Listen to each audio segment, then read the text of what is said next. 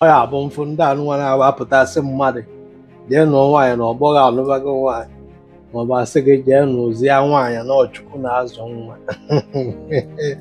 Ọ ya bụ mfe ndị unu na-agwa okwu ọchị a na-atọ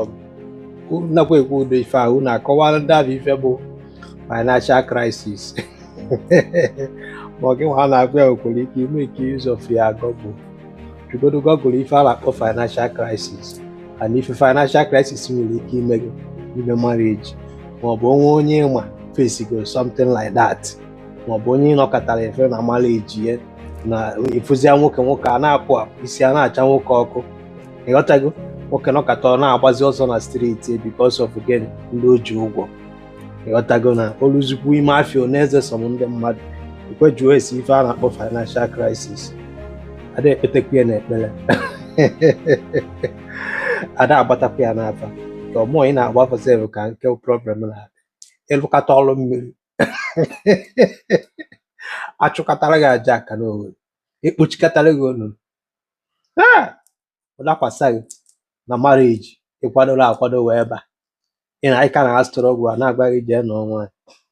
iji wee hụ na chukwu na-azụ nwa chukwu na ebe na-azụ nwa chukwu ya akwụrụ nwa gị ụgwọ skuul chukwu ga-akwụrụ gị rent chukwu ihe ya akwụrụ gị ụgwọ ụlọ ọgwụ chukwu ga-akwụrụ gị ụgwọ ma nwunye gị ma o nwee ka ọ si wee dị ime n'idi ịga atinenta akwa ya chukwu bụ ihe ya akwụrụ gị ụgwọ ma ọ bụrụ na nwunye gị nwee ka arụ si wee mee ka ọ na-ayị ya ee agwa gị jee nụọ ịnụ mana gbakọ onwe gị mfe iwe je na-anụ asịkwa ma ịnụ nwaanyị adịrọ mma mana ihe nji si ka m gwa gị okwu a because of ife mfụgasị gị. Do you understand me? And some of these things ya o mezie fụzia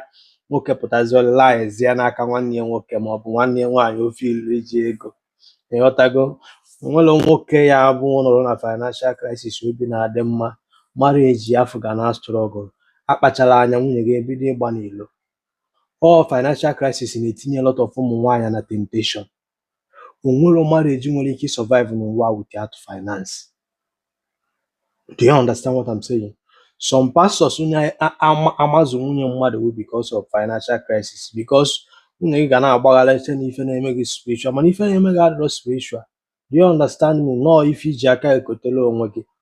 ịghọtago now. So anyị na-abanye into marriage nke akịta ahụ gwụgworo a na-abanye si enwere ndị ya nọ na January mana make sure that ife anyị na-achụ body because ọ body n'ike ọ bụ ị na-achọ ịbanye n'anya na ịdị capable ịdị financial stable to take care of the responsibility ga-apụta n'anya help m share